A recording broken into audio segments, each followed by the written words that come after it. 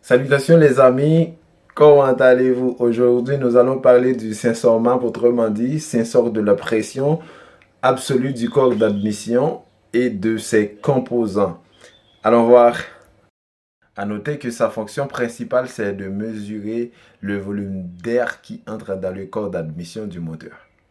Le sensor MAP, c'est un sensor qui est composé d'une membrane liée avec un élément pièce électrique qui varie la résistance du sensor quand la quantité d'air entre dans le corps d'admission du moteur.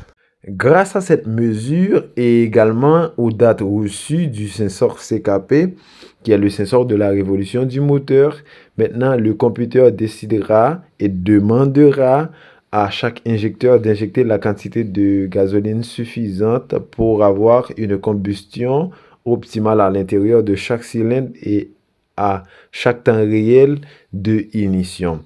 Et si on a moins d'air, on aura beaucoup plus de gasoline. Pourquoi? C'est parce que la quantité de gasoline va compenser chaque cylindre par rapport avec la quantité d'air qui manque. C'est la raison pour laquelle que le sensor MAP mesure la quantité d'air et maintenant, et grâce à ce signal, le computer décidera d'injecter la quantité de gasoline exacte à l'intérieur du cylindre pour la combustion.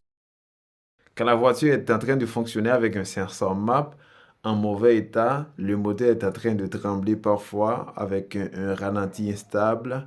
Maintenant, la voiture occupera beaucoup plus de gasoline lorsque le moteur est en marche et également perte de potentiel du moteur et autres.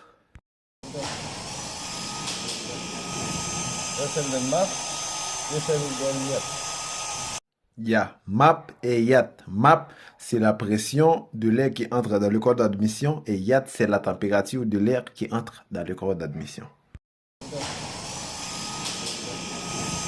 Es el del MAP y es el del YAT.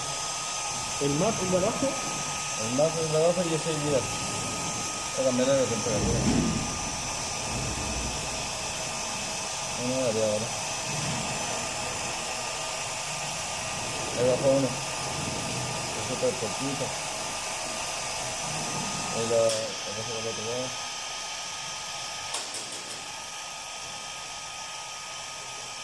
Ahí bajó. Ahí empezó a variar.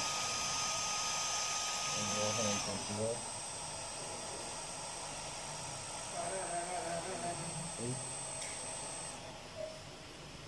Muy bien.